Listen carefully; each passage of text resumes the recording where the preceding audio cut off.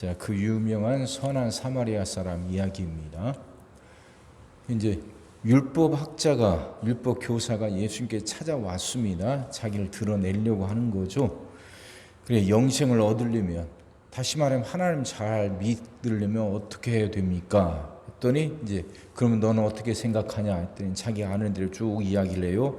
마음을 다하고 목숨을 다하고 힘을 다하고 뜻을 다하여 하나님을 사랑하고 또 네 이웃을 네 자신같이 사랑하라. 성경은 그렇게 가르친단 말이죠. 예수님이 대답하시죠. 맞다고. 그게 옳다고. 그러면 네가 옳은 대로 가서 행하라 하는 거예요. 몰라서 행하기보다는 알면서도 행하지 않을 때가 더 많은 게 바로 우리들 아닙니까? 그게 사람들이에요. 몰라서 구원받지 못하는 게 아니에요. 요즘은 더 그러죠. 인터넷 세상인데. 그 훌륭하신 목사님들의 정말 주옥 같은 설교가 막 쏟아지는데, 마음만 있다면 은혜 받을 수 있는 그런 채널들은 수도 없이 많습니다. 근데 그러니까 모르는 게 아니에요. 어떤 게 올바른 길이고 어떻게 믿고 어떻게 신앙생활을 해야 되는지 모르는 건 아니에요. 잘 알고 있어요. 우리 머리는 이미 이만큼 커져 있어요. 문제는 행동이죠. 행동. 가서 너도 그렇게 행하라 하셨으면 그냥 그걸로 족한데 그 말씀 너도 네가 알고 있는 그대로 행하라. 그 말씀은 그것만으로도 족한데 율법학자나 또 나가죠. 그래도 자기를 드러내려고. 그럼 이번에 내 이웃이 누굽니까? 또 묻는다.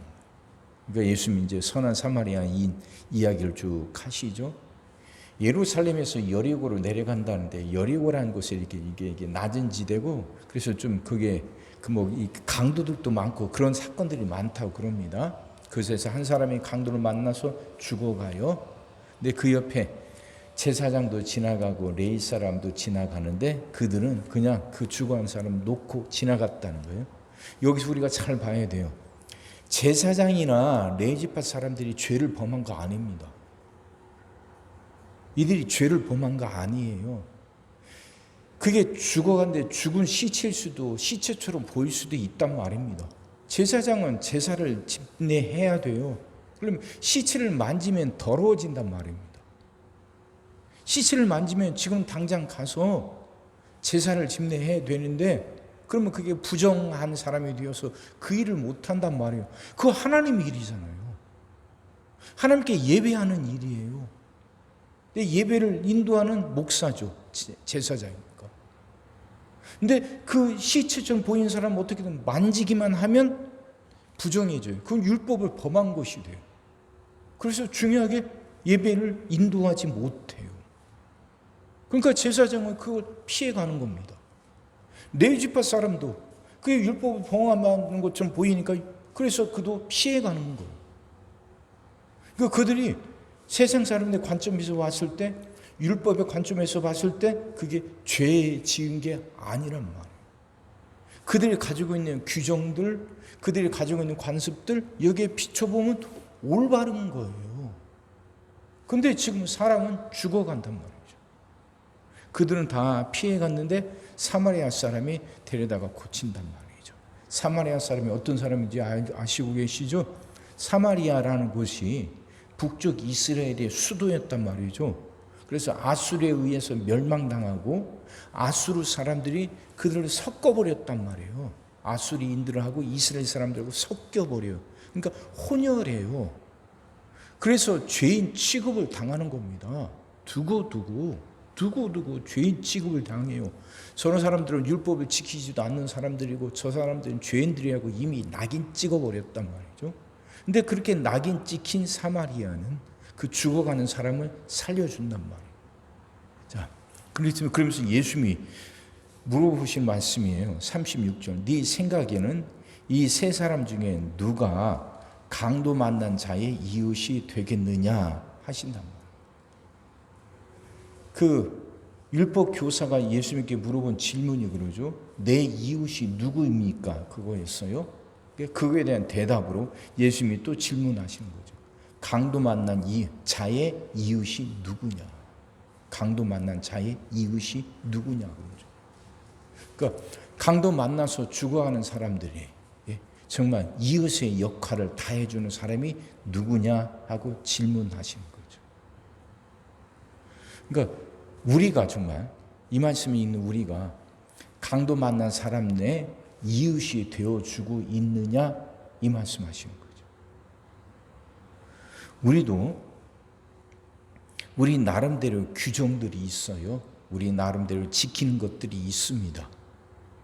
그것이 꼭 그렇게 성문화되진 않았다 할지라도 우리들이 지키는 것들이 있고 또 지켜야 할 것들이 있습니다.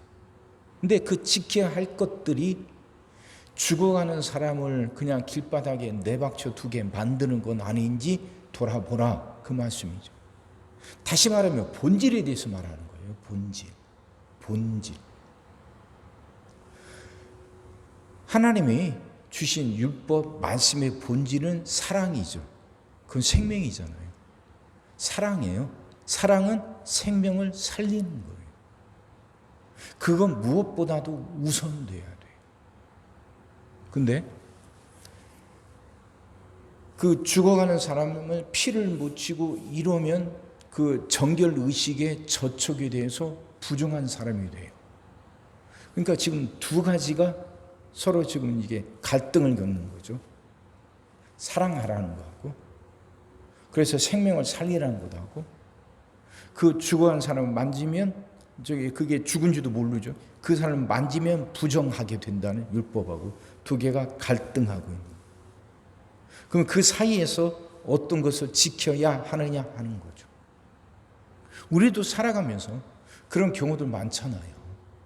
그런 경우도 서로 두 가지가 서로 부딪히고 갈등해요. 그 속에서 우리는 무언가 하나를 선택해야 돼요.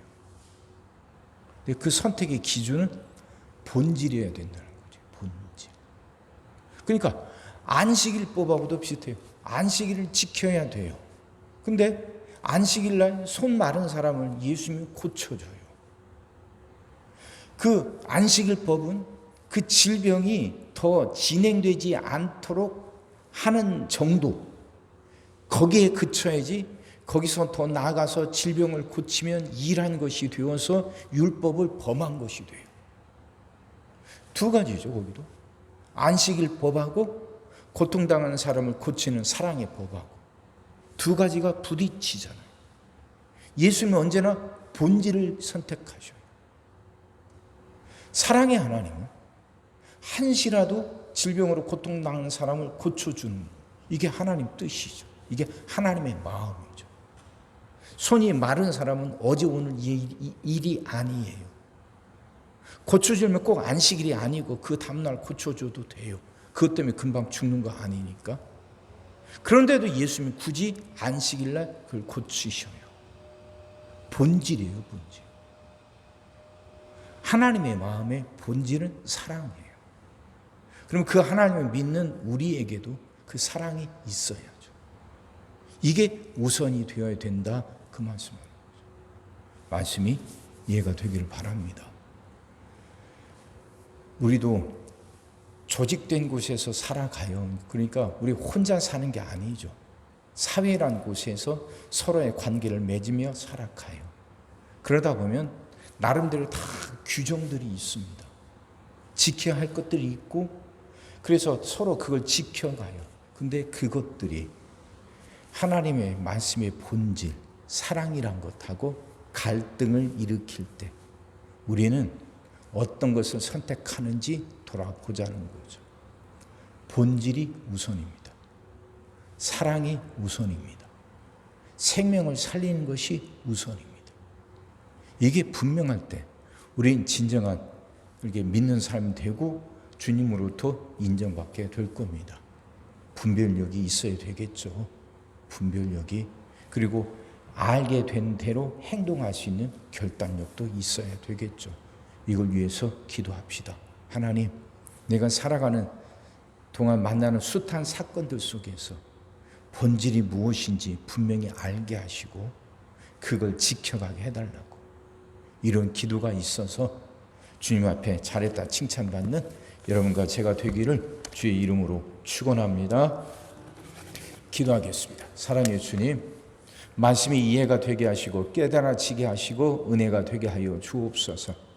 하나님, 우리도 살아가면서 수많은 사건들을 만나게 됩니다. 하나님, 그때마다 그런 사건들을 만날 때마다 우리도 그렇게 혼동될 때 있습니다. 어떤 것이 하나님의 뜻인지, 무엇을 지켜야 되고 어떤 걸 선택해야 되는지. 하나님, 그렇게 그런 순간순간마다 그 본질이 무엇인지를 알고 그걸 선택할 수 있는 우리들이 되게 하여 주옵소서. 하나님, 그렇게 우리에게 분별력을 더하여 주옵소서. 우린 뭔가를 선택해야 됩니다. 하나님, 선택하는 그런 순간마다 올바른 걸 선택할 수 있는 분별력을 더하여 주시옵시고, 선택한 대로 그렇게 행동할 수 있는 결단력도 허락하여 주옵소서. 그렇게 살게 하셔서 하나님 앞에 섰을 때 잘했다 칭찬받는 우리들 되게 하여 주옵소서. 오늘도 우리 모든 성도들 위해 기도합니다. 한 사람 한 가정 빠짐없이 일일이 찾아가셔서 오늘도 함께 하시고 은혜 내려 주옵소서. 가정들이 다 평안하게 하시고 식구들이 다 건강하게 하시며 생업이 다 형통하게 하시고 문제들이 다 해결받게 하여 주옵소서. 우리 자녀들을 축복하시고 앞길을 열어 주옵소서. 우리 자녀들이 하나님을 사랑하게 하시고 말씀을 지키게 하시며 하나님께 영광 돌리는 일꾼들로 살아가게 하여 주옵소서. 하나님, 우리는 새날을 간절히 소망합니다. 우리에게 새날을 허락하여 주옵소서. 그래서 성도들은 질병을 이겨내고 물질의 어려움을 극복하고 수많은 문제들을 해결하며 살아가게 하시고 교회 안에서는 예배가 살아나 빈자리가 가득 채워지며 언제나 생명의 역사가 일어나게 하여 주옵소서. 오늘도 모든 성도들 눈동자처럼 지키시고 복된 길로 인도하여 주옵소서. 믿사옵고 예수님의 이름으로 기도하옵나이다. 아멘.